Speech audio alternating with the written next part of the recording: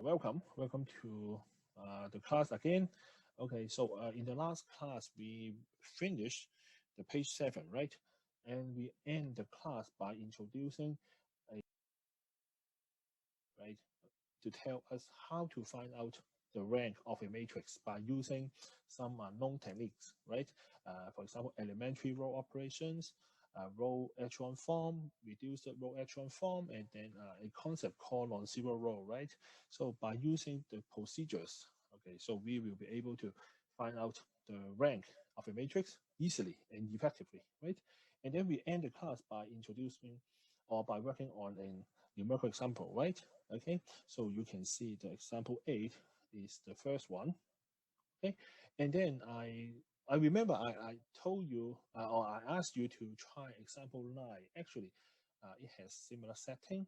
So maybe I will start from example 9. Okay, to warm up for ourselves, right? Okay, to recap what we need. Okay, and then we will apply directly later on. Okay, so I will move to page 8. Okay, example 9. So you can see that, okay, we are having another matrix called matrix B. It is a 2 by 3 matrix, right? Okay, 2 by, sorry. If you're careful enough, okay, you should see this is 3 by 2, right? Okay, so, and then actually I would also like to borrow, okay, the procedure, right? Okay, in order to determine the rank of this matrix, okay, by the method in previous page. So similar to the previous example, we will try to carry out elementary row operations, right? But of course, okay, I believe you guys are really master, right? Okay, for those kind of idea. Okay, actually play with quite a number of exercise, okay, and time, okay, for elementary row operation and the associated concept. So now I just skip, okay, the steps, okay, and then I would like to share with you a form, okay, after a sequence of some steps, right, by the elementary row operation. I believe, okay, you guys will arrive at, okay, this conclusion by using the orange matrix, right? Okay, of course, the steps, okay, I will leave it to you guys as a practice. Okay, so promise me, okay, try to work out several steps. Okay, you will arrive at this conclusion or even much better than me, because you can see that the form of this orange matrix is in RREF or REF. Can you someone tell me?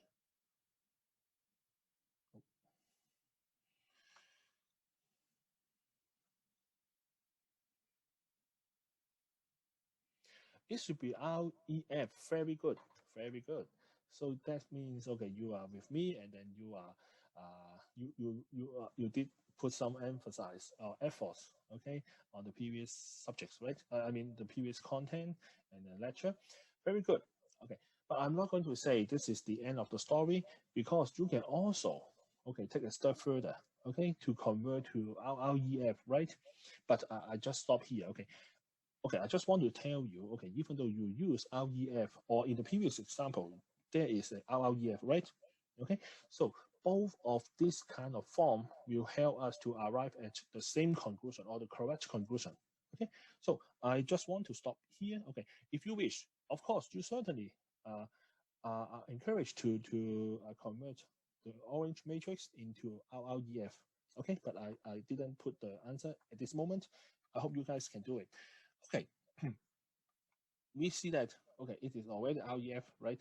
And then the next job is to count how many number of non-zero row, right? Okay, so you can see that the number of non-zero are the number of non-zero row is 2, right? It is corresponding to this row and this row, right? And then the third row in this matrix is a purely zero row, right? Okay, so combining this observation and information, so we can confidently claim that the rank of this matrix B is 2, right?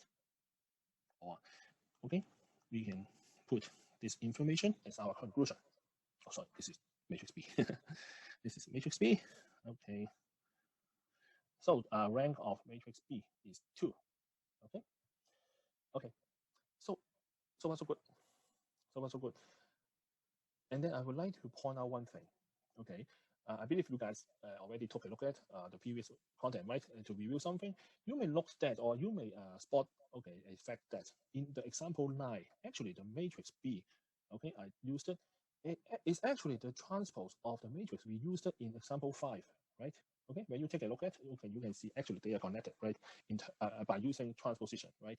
Okay, so you can see that B, okay, in example 9 is the transpose of matrix A in example 5, right?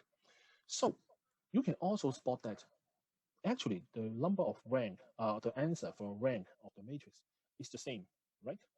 Okay, so you may have a question in mind, hey Patrick, I wonder whether or not the transpose, okay, will have a direct relationship with the rank of a matrix. Okay, and if you have this question in mind, okay, actually I would say you have a very good observation, and then you can see that actually theorem 3 is going to tell us. Any question? Okay, actually theorem 3 actually tell us the result directly. Okay, the rank of a matrix, okay, the rank of a matrix or any matrix, okay, is equal to the rank of the matrix transpose or the transpose of itself. Okay, so suppose you are given a matrix, maybe A. Okay, I keep using A, right? I like A. Okay, for example, there is a matrix A. When it comes to the rank of A, okay, it will equal to the rank of the transpose of itself. Okay, so symbolically, okay, we can write this way. Okay, but I'm not going to say, okay, you have to stick to matrix A as a symbol. Okay, I just want to tell you numerically or mathematically, okay, you can also have the following presentation or the relationship. Okay, this is the theorem 3, and your observation tell us. Okay, so that's so good. Okay, so I hope you can spot this by using the 2 examples, example 5 and example 9. Okay, so far so good. And then I would like to jump to another theory. Okay, theorem 4. Theorem 4. Okay, firstly, suppose there is a matrix A. Okay, contain quite a number of rows. Okay, a very big matrix. Suppose. Okay, very big matrix. Okay, matrix A. I call this matrix again to be A. Okay, in particular, okay, I try to stick to or I try to focus on. Okay, the row vector. That means okay, we focus on the row vector. Okay, row vector. Okay, that means the horizontal direction, right? Okay, of course there are many rows over there. Okay, I don't write everything. Okay, in particular, I would like to define one thing first. Okay, to facilitate our discussions in, later on. Now, I would like to say that okay, when it comes to the ith row, okay, the ith row. Okay, I will give a name for this row. I simply use R subscript I, okay, to denote the ith row. Okay, after some rows, okay, so you may see, for example, there is a row, okay, in the middle or somewhere else. Okay, so this is the ith row. Okay, this is the in blue. Okay, this is the ith row, and then we give the name, okay, for this row for easy recognition. So I use R subscript I, or I simply say it is Ri. Okay, and then by using this definition, I without loss of generality, okay, we assume that R1, R2 until Rk, okay, are linearly independent. Okay, are linearly independent. Okay, so by using this definition or this assumption first, okay, I may assume, okay, there are k rows. Okay, there are k rows. Okay, in this k row vector, all of them are linearly independent. Okay, so this is the first assumption for this theory. Okay, but if we include one more vector, one more row vector, our k plus 1, okay, that means if we include, which color I haven't used, okay, okay, suppose I want to include one more vector, okay, say the k plus 1 row, okay, the k plus 1 row, okay, now it becomes, okay, I mean all of the row vector will become linearly dependent, okay, so this is the setting of this theorem, and with this information in mind, okay, so I will be able to claim that our k plus 1, okay, the kth row, okay, sorry, the k plus 1 row, okay, must be a linear combination of R1, R2 until Rk. Okay, so this is the idea, the central idea of theorem 4. Okay, so you can see that. Okay, so then maybe we put it this way. Okay, so you may ask, hey Patrick, can the green row in the middle, okay, it may not be necessary in the bottom, right? I'm not going to say, okay, the green row has to be in the bottom, but if you remember the elementary row operation, there is one type to tell us that, okay, we can interchange any two rows without any how to say, without changing the nature, right, and the solution or the structure of the how to say, of the original matrix, right? Okay, or in terms of the system of linear equation, you just put the first equation to the bottom, okay, and then the system doesn't change, right? Okay, except the appearance, right? Okay, so you can see that we would like to play with this kind of situation. Okay, so in the next job, okay, I would like to prove this theorem for you. Okay, so maybe in case of any inquiry, maybe I will address after the proof. Okay, any questions? Okay, so let's move on. Okay, I will prove the theorem for first, okay, and then give you some time to jot down something, and then I will try to take a look at the track room and then give some response immediately. Okay, so let's take a look. And also, I will give you some time to capture the screen, okay, later on. Okay, so this is the proof for theorem 4. Okay, so based on the setting, right, you are given several information. Firstly, R1, R2 until Rk are linearly dependent. Okay, this is given by the theorem, right? Okay, some known information, and then we also assume there exists, okay, some constant value. Okay, C1, C2, Ck until Ck plus 1. Okay, so this is the general setting, and then by using the definition 2 of this chapter or of this topic, okay, so you can see that we can put down, okay, we can put down the following information. Okay, I hope you can still remember for a set of vectors who are linearly dependent. Okay, so we can form the linear combination, okay, and make them equal to 0. And in particular, all of the so-called coefficient or the constant term are not all 0. Okay, are not all 0, but it could be some 0. Okay, could be some 0, but it cannot be all of them to be 0. Okay, so don't get me wrong. Okay, now based on the given information, I can assert that, or I can say that Ck plus 1 cannot be 0. Okay, cannot be 0. Why? Okay, I will prove it to you. Okay, suppose that if Ck plus 1 is indeed 0, okay, by using the first condition or the first condition of definition 2, okay, that means this guy. Okay, so we will have the following relationship, right? Okay, and then if we know Ck plus 1 is indeed 0, okay, so this term will gone, right? Because Ck plus 1 is 0, right? What is remaining is the following stuff, right? Right? And then, okay, definition 2 tells us that the sum of those vectors, the linear combination of those vectors is 0, right? Okay, of course, we get the relationship like this at this moment. But, okay, when we take a closer look at to the relationship, okay, I would like to say it implies that, okay, C1, C2 until Ck are not all 0, right? Okay, are not all 0, right? Or I would say at least one of them, no space, okay, maybe I write here, okay, is non-zero, at least one of them, okay, is non-zero, okay? And then R1, R2, and Rk will become linearly dependent, okay? So maybe you have a question, okay? So how to get this conclusion? Okay, let me repeat, okay, or let me recap, okay, what I have just mentioned. Suppose Ck plus 1 is indeed a 0, okay?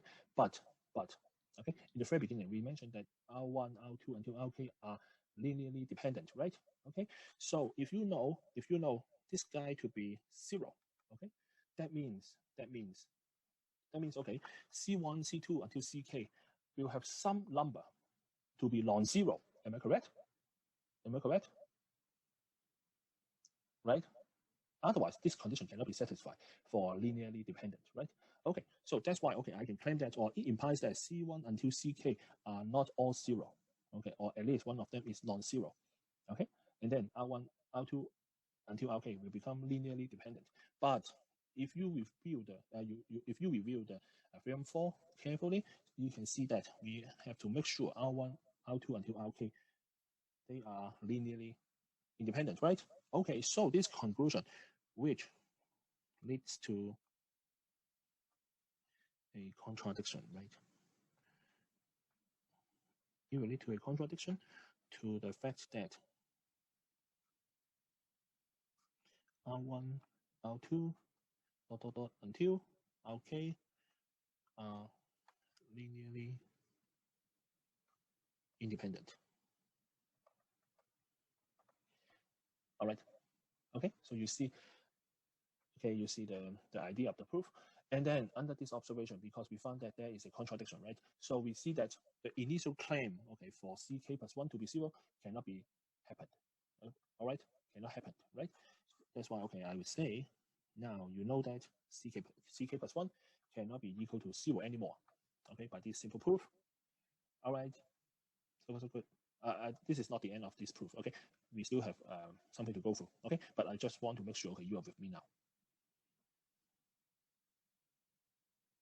All right, so you can see that, okay, we can rely on the definition 2 again, okay? And I would like to stick to, okay, the condition 1, okay? So now I would like to reshuffle or rearrange the term a little bit, okay? So now I would like to put CK plus 1 times RK plus 1, the vector RK plus 1 on the left-hand side, or some may want to say this is the subject of the equation, right? Okay, so I will put in this way.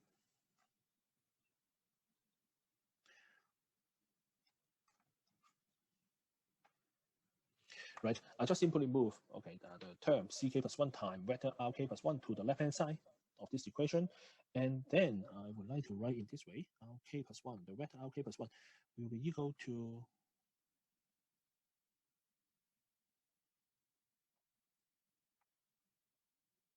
sorry, this is to be C2.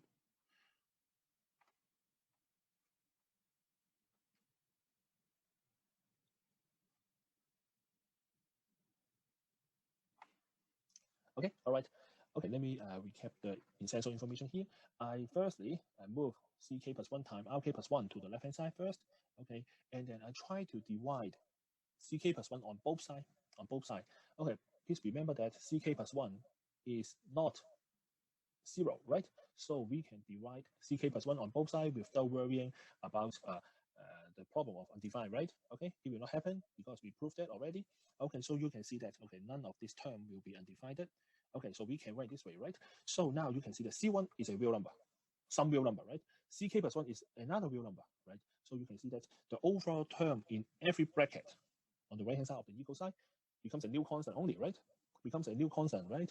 Okay, so now we can claim that RK plus 1, okay, RK plus 1 can be written as a linear combination of R1, R2 until RK now. So this is the end of this proof for theorem 4. So far so good. So far so good. Okay, is it clear?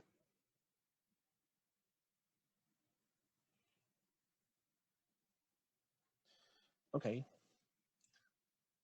Should be okay, right? So now, okay, you may have a question in mind. Hey, Patrick. Okay, even though you introduce theorem 4 to us, right, and then you give us the proof, and the proof may not look difficult to understand. Okay, but can you tell me why do we need to learn this theorem, or how to use this theorem, right? Okay, so of course I prepare something, okay, and I would like to share with you. So let's take a look. Okay, actually the physical meaning or the underlying meaning of theorem 4.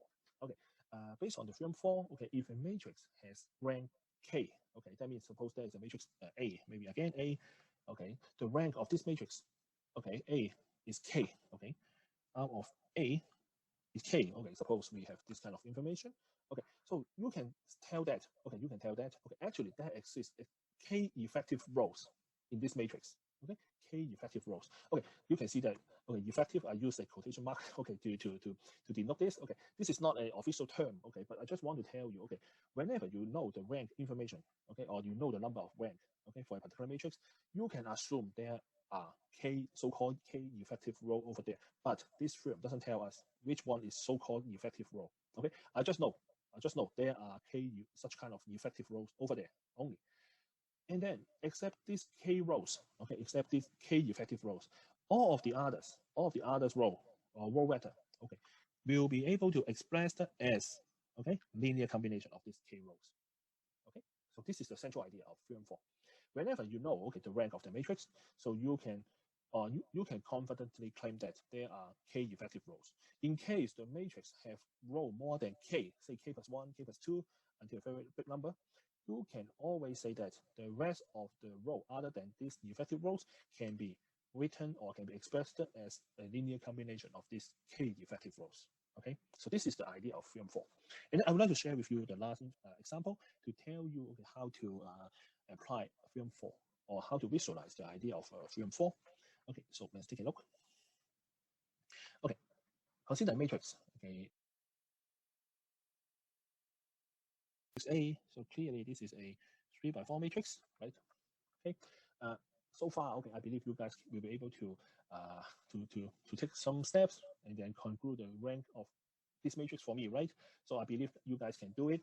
And then, okay, I feel very happy and comfortable to tell the answer because I know you know how to arrive at the conclusion, okay? But of course, the intermediate steps, okay, I simply ignore here, and then I left it as an exercise for you guys. So please help me to process the elementary row operations. Okay, I believe you will get it done in several steps, and then check the number of non-zero row, right? Okay, in the procedures, so you can come to the conclusion that okay, the rank of this matrix A is 2. Okay, 2. Okay, here. Okay, I already provide the answer for you. Okay, I believe you can check this, and then you can verify this for me. And then, okay, as I mentioned, even though you know, okay, there are 2 effective rows, right, by using theorem 4, but the theorem doesn't tell us which one, which is the effective row, which is not the effective row, right? So we need to do this by observation, and then luckily we can observe that, okay, actually row 3, okay, the row 3 or the third row, or I would say the last row, okay, more easy to understand, right? Okay, the third row or the last row, okay, actually can be expressed as follows. We have, okay, 3, 2, 1, 0 equals, maybe I write a row vector. Okay, I don't want to get back to R1, R2. It may be confusing in case someone is newly arrived. Okay.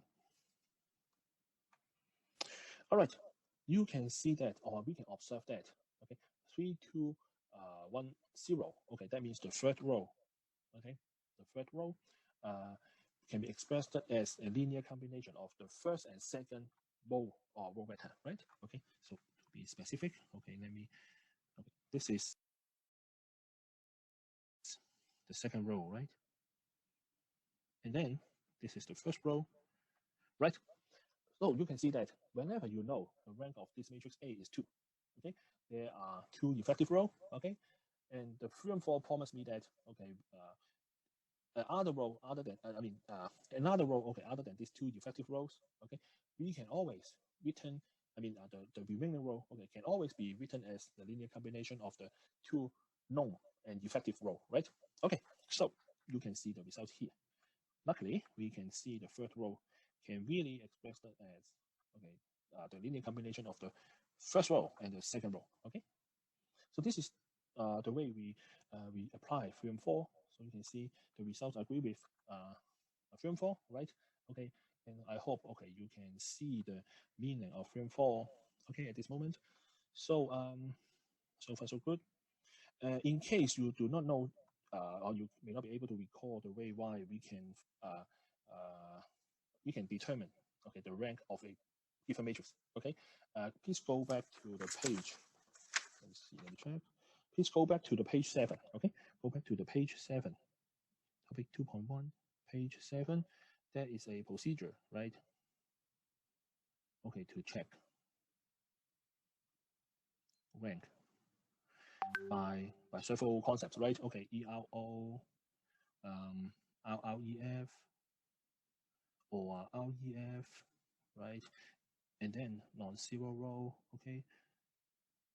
So by using these concepts, on page 7, okay, it tells you how to check and how to determine the information about the rank, okay, for a given matrix, okay? So this is the idea of page 7, the procedure on page 7. And then, so basically, okay, we get done for this material. Okay, so we end with a illustration of theorem 4, right? And the remaining stuff is some practice question. Okay, I would like to share with you. Okay, so you will be able to have some practice or to have some hands-on experience by work out some number, right? Some numerical example. Okay, and then I'll share with you some suggested answer. Okay, I will not provide all the answer because some of you you want to challenge yourself, or some of the questions are proof. Okay, so I will not provide the full proof. Okay, because different people different students, okay, may use different approach. Okay, there is no, maybe in general, okay, there may be more than one method to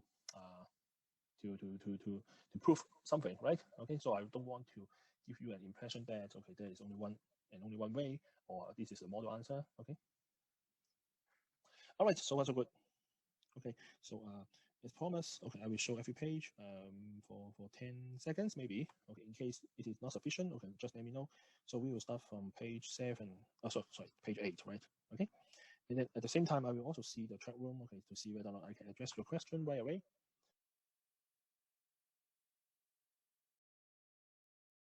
Get started. Welcome to the tutorial. In this tutorial, I will talk about the LU factorization. My name is Jianping Zhang. So let's begin. Actually, what is the LU factorization? That means a matrix can be decomposed as the product of two matrices. One is the lower triangular matrix, and the another is an upper triangular matrix. That is, the A can be decomposed by the product of L by U. And they can be expressed in the following form, that for L is a lower triangular matrix.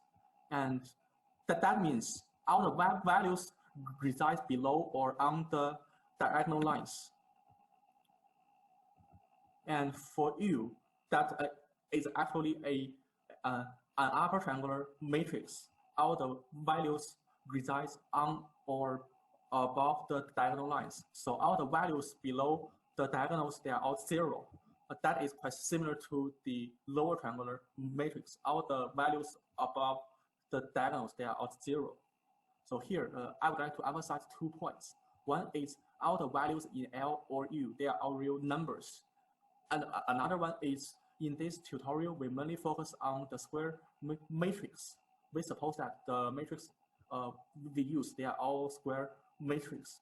But actually, you can do the LU factorization for the non-square matrix. But I think they are above the scope in the lecture. So I think we only pay attention to the square matrix.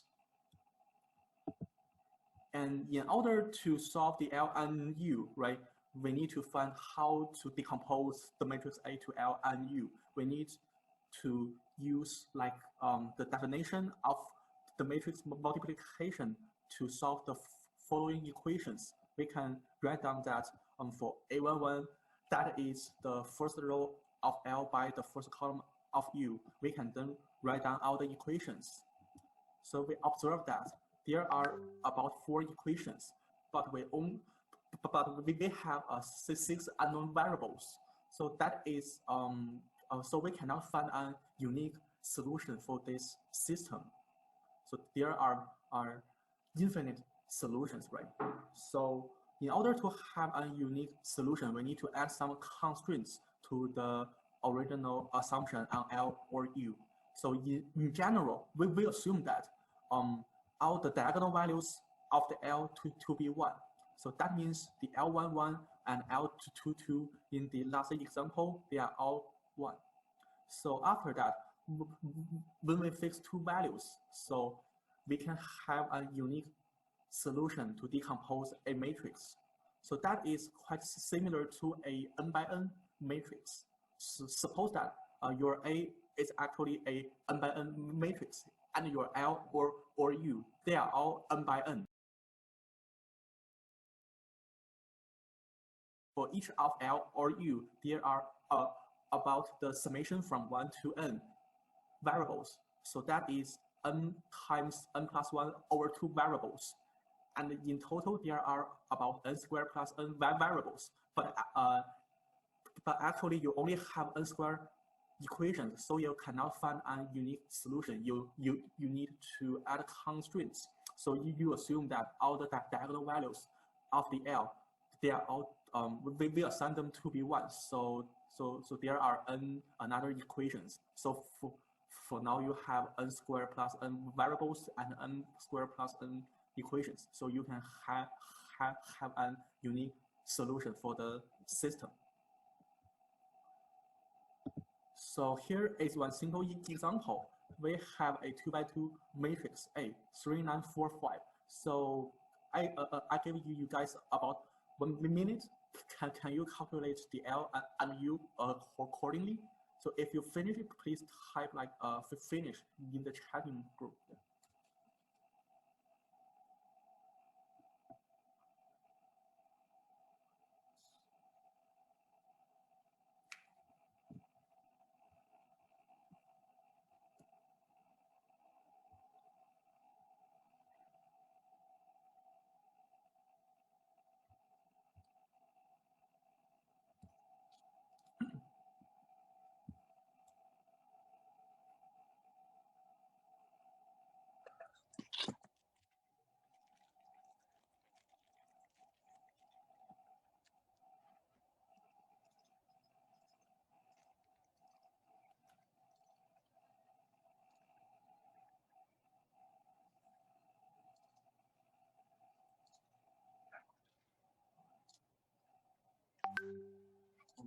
Okay, so let's continue. So we suppose that the L and U, they have the following form, because for L we add constraints that all the diagonal values to be 1. So the L in this form and U keep the same form. So then we use the definition of the matrix multiplication to write down all the equations. There are about 4 equations. And after you solve the variables, you finally obtain the corresponding L and U. So you can check it with your answer. So do you have any questions now?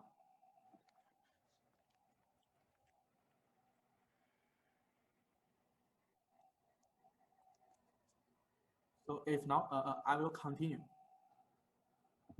So let's turn to a little bit a complex example. We switch from 2x2 matrix to a 3x3 matrix. So I will give you another 2 minutes to calculate the corresponding L and U for a 3x3 matrix by the definition of the matrix multiplication.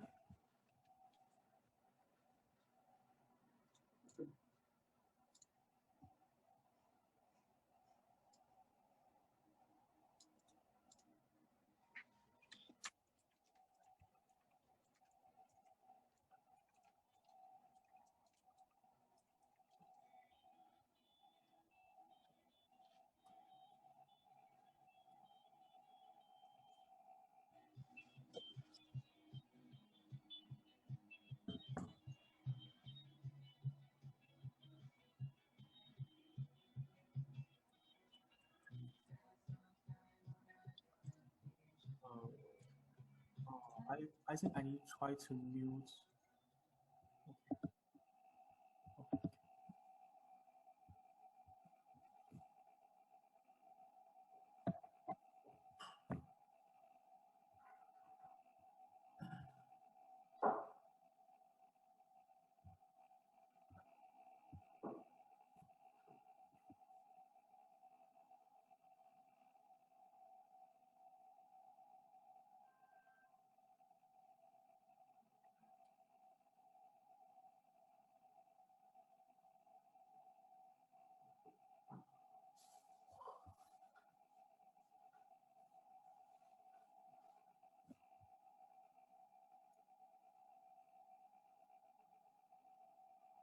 Okay, so let's continue.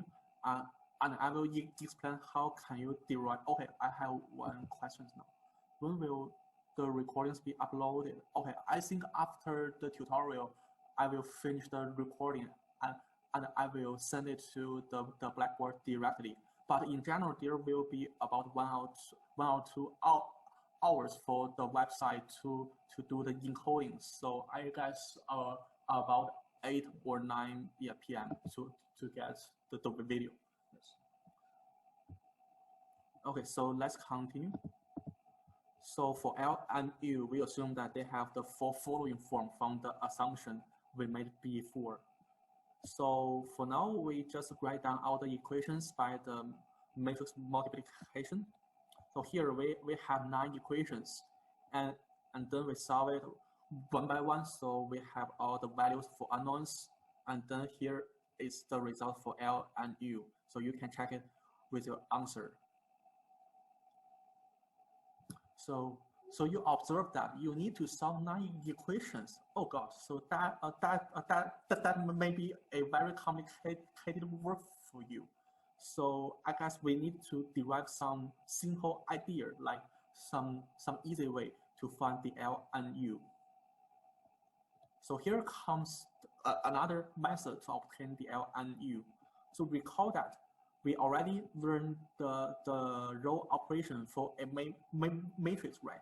We can like do the operation like we times some values to some row in the matrix, or we can swap to matrix, or we can also like to add or subtract some rows by another rows, right?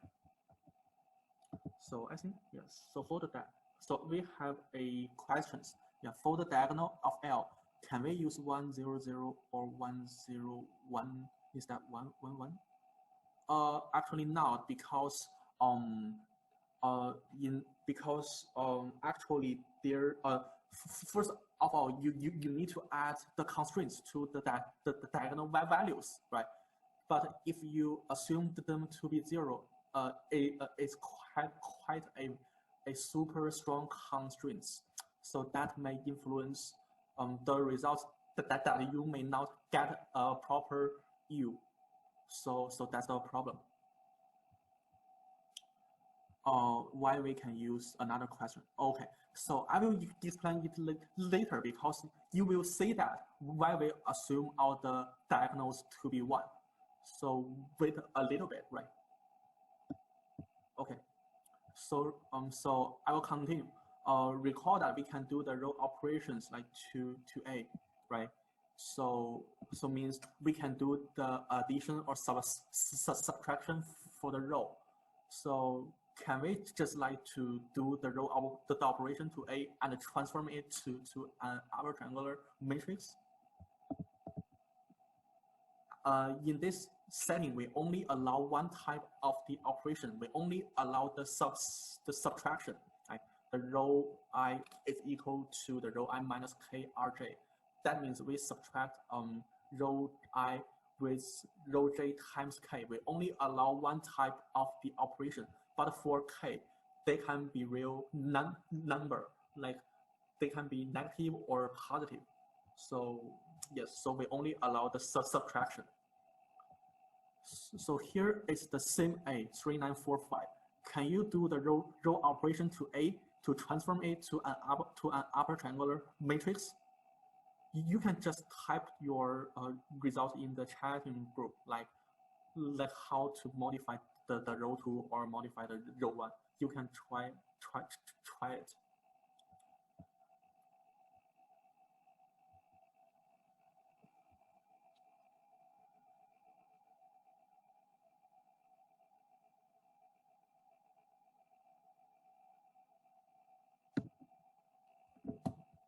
Okay, so yes, so we can subtract row 2 with 4/3 row 1, because we have some questions.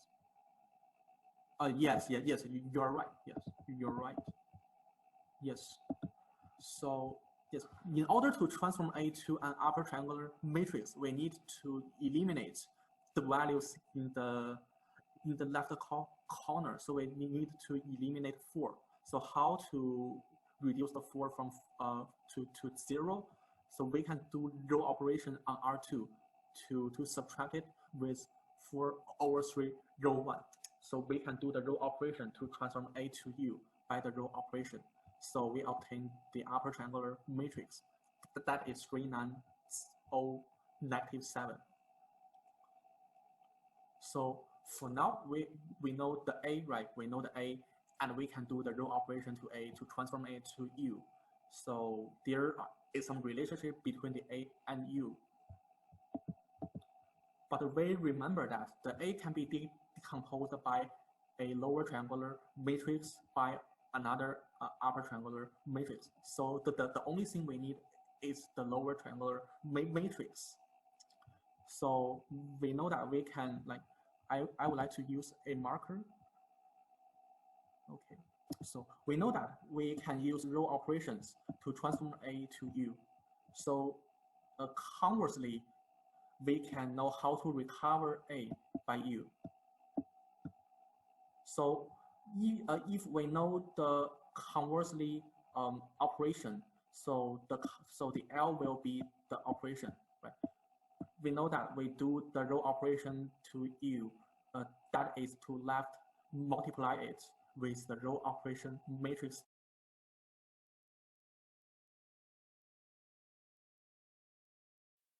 Can like I would like to use a marker. Okay, so we know that we can use row operations to transform A to U. So conversely, we can know how to recover A by U.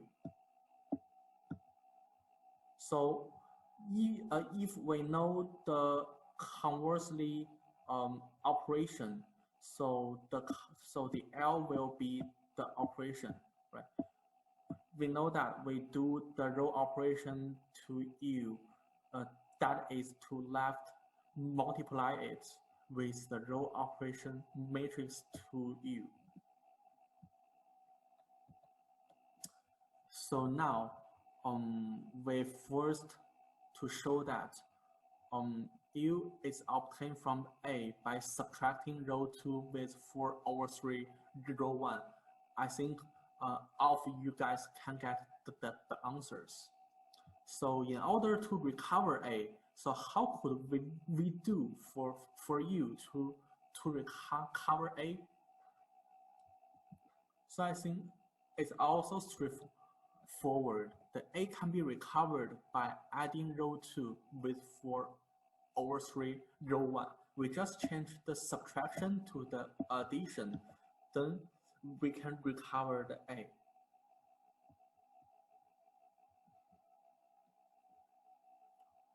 So after that, I think I have a question here. Do you know the row operation matrix for this step? So can you write down the row operation like to adding row 2 with 4/3 row 1? I guess for the afternoon tutorial, they don't know about how to write down the operation matrix. So if not, I will continue to explain it.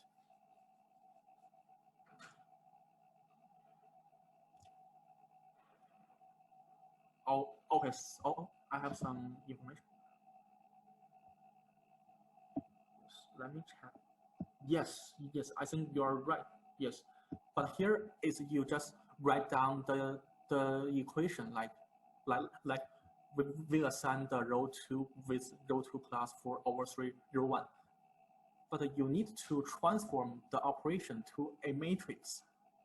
So I guess you may not know from the course, so I will introduce to you guys. So suppose that we all know that for an identity matrix of, so here is one, here's one. So for identity matrix, we know that any matrix multiplied by the identity matrix, they will keep the same.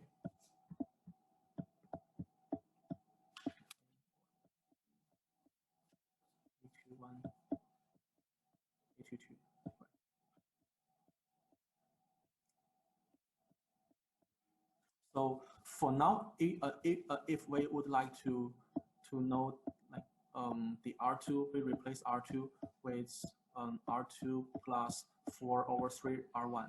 So can we represent it by the matrix? So I will give a formula here. If you would like to do the row operation, you can just to change. First of all, you write down the identity matrix, and then you change the value like I to 1. Here is the first elements, and here is the second one. You just write down, you change I to 1 to the values you want to add, like 4/3. So in this example, you just change the 0 here to be 4/3. And you can check it. Because first of all, we consider the identity things. If we leave it to be 0, we use the identity matrix to multiply A. So we will have like A11, A12, A21, and A22. So here is the identity thing. And for now, we don't have the identity, right? We consider it once. So in order to do the row operation, we first multiply the first row with the first column. First row, first column, you have A11, and first row, the second column, you have A12. But when you turn to the second column, for identity matrix, it's 0, 1. So the first row, you will not consider it. But now, you change the value from 0 to 4/3, you will multiply all the values in the first row. So here you will be A21 plus 4/3 A11. Oh, A11. For the second elements, because you also need the row multiply the column, so you still have the 4/3 to multiply with the first element in the second row, in the second column. So you also have another 4/3 A12. So that means we can use a matrix here. Is 104/1 to represent the row operation. You already know. You already know the row operation. So you can use the matrix to represent the row operation. And when you left multiply the matrix with the row operation, you will do the row operation to the matrix automatically. So you can see here, right? So for now, we know the row operation of, I think I need to, okay. For now, we know the row operation, how to write down the row operation. So, right, so we know the A, we know the U, and we know the row operation to recover U to A. Then we just write down the row operation matrix. Suppose that we assume it to be L. So you first write it down. So we know that the A can be decomposed to L by U. But when you observe that the row operation matrix we write down, they are all lower triangular matrix, so that we can decompose A by a lower triangular matrix multiplied by an upper triangular matrix. So you observe, because for the row operation, we only allow one type. So because we first write down the identity thing, we first write down the diagonals to be identity. So that's why we assume that all the diagonal values is 1, because here we only allow one type of the row operation. For the subtraction, the diagonal values, they are all 1. So I think that this can explain the questions you have before. So do you have any questions now for the second method? So okay, we have one question.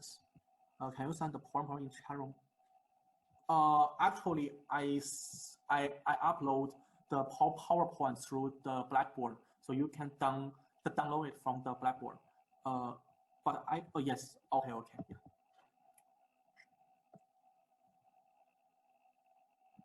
So I think the procedure is quite straightforward. First of all, we need to find L or U. In this setting, we first try to determine the U. So we use row operation for A, and we transform A to U. So now we obtain the U. And after that, conversely, we can know the row operation to recover A from U. So then we write down all the row operation matrix and multiply them. We then have the L. So that is how the A can be decomposed by a lower triangular matrix and an upper triangular matrix. So that's the core idea or the core procedure to do that. So that is quite simpler than you just write down all the equations, right? Okay, so let's continue. Oh, we have a question now. So the format is PPT. We need to open it for normal. Okay. Can you see in chat? Okay. I'm a little confused. So what kind of format do you need? So I can change it, right? So we can change to PDF or some other format.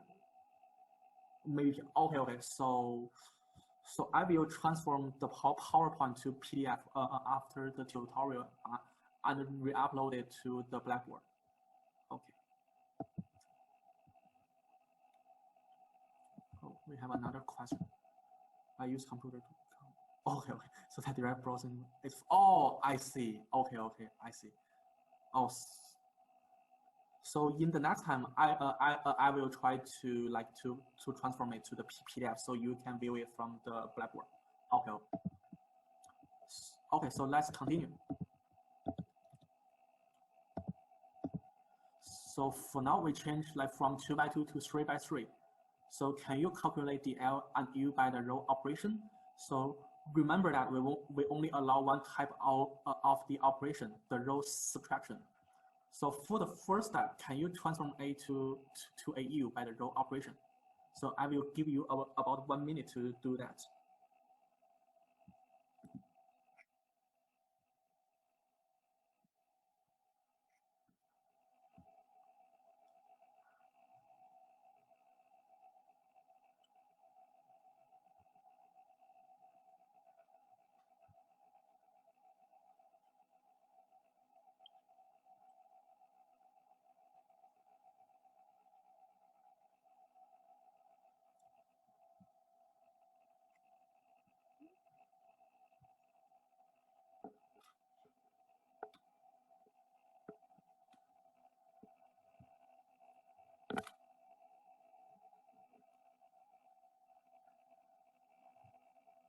Okay, so let's continue. So I think it's quite similar to the previous question, right? So for the first of all, we observe A that we need to transform it to an upper triangular matrix. We need to eliminate 5, 4, and 1 in the left corner to be 0. So first of all, we eliminate the 5. So we do that row. We subtract row 2 with 5 over 2 row 1. So we can eliminate the 5. And then we for row 3, we first subtract row 3 with 2 row 1 to eliminate the 4. And after that, for the remaining values, because we do the row operation on row 3, the value of 1 changed to -3. So we need to eliminate the -3 because we only allow the subtraction. So here I write it in the subtraction form. So that is we subtract the row 3 with -3 over 4 row 2. So we can have the upper triangular matrix. So I think everyone can obtain the result here. So after that, we know that the A can use the row operation to transform to U. So the next step is how can we recover the L based on the row operations. So for now, we know that we transform A to U by first we subtract row 2 with 5 over to row 1, and here is the procedure we mentioned before. So how can we recover A from U? Right? So how can we recover A from U? Because in transformation we do it step by step. So in other way to recover it, we need to start from the bottom. Also, we have questions. Yes, we're using the inverse. Yeah. So we start from the bottom to the top. So that is we just first we add row 3 with -3 over 4 row 2 and so on and so forth. We just reorder the orders here and change the subtraction to addition. And then I think I told you how to write down the row operation for each the row operation matrix for the row operation. So can you write down the row operation matrix for each of the steps? Remember that we first like to write an identity matrix then we change the corresponding values. Like for the first one is we change like the I32 to be the values we need to change. We change the I32 from 0 to -34. So I think all of you guys can obtain the row operation matrix for each of the step. So for now, yes, so you can check it with your answer. For each of the step, you obtain the row operation matrix. So as I mentioned, in order to recover A, you can just multiply the row operation with U to iteratively recover A. So that is you first left multiply with the first step, like you just adding row 3 with -3 over 4 row 2, right? So you do the first step, and then you do the second step, and after that you finish all the steps by left multiplication. So here is the relationship between A and U. So in order to obtain the relationship, you can just multiply those 3 matrices together to obtain a final matrix. So there, you observe that all the row operation matrix, they are all a lower triangular matrix. The property of the lower triangular matrix is you multiply them and you finally still have a lower triangular matrix. So you observe that they are all lower triangular matrices, so the multiplication will keep the same. So you multiply them together, you will have your L. So in order to be simplicity, you can just like you write down the procedure to recover the A. You can just change the values. As I mentioned before, you write down the identity and you change the corresponding values to the variable K. Right? So here is a simple way to obtain L. Okay, we have a question. So the order is not really important. Yes, because because for the row operation, you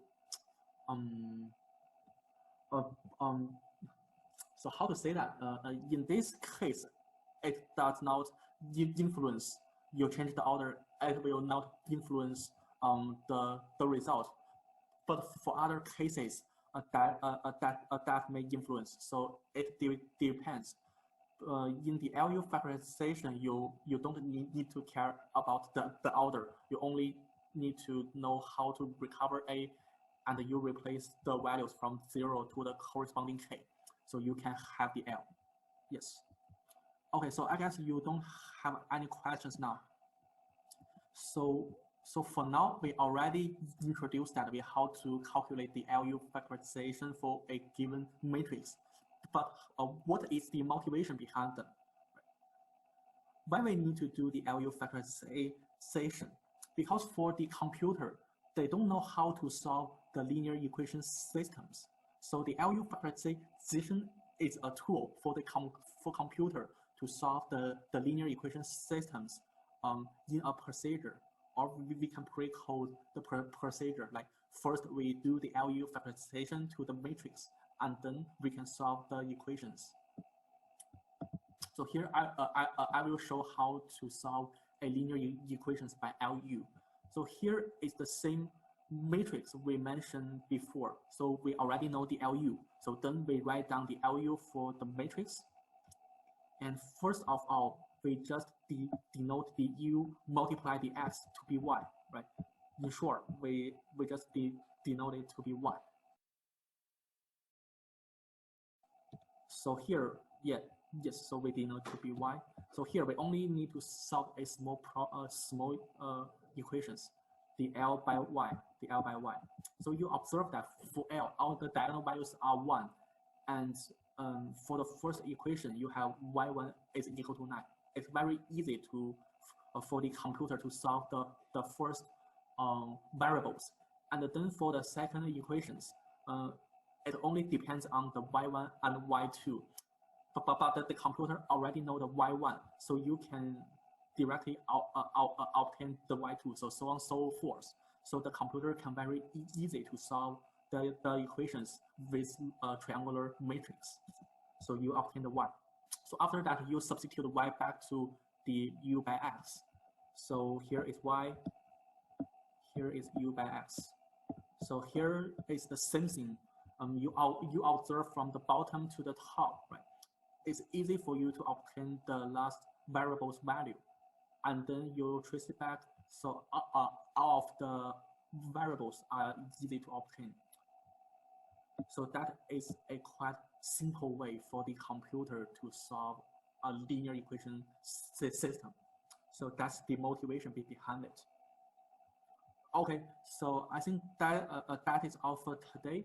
So if you have any questions, you can leave. If you don't have questions, and you can leave now. And if you have questions, so you can just type it in the chat in the chatting room. Okay, see you guys. See you. Bye bye.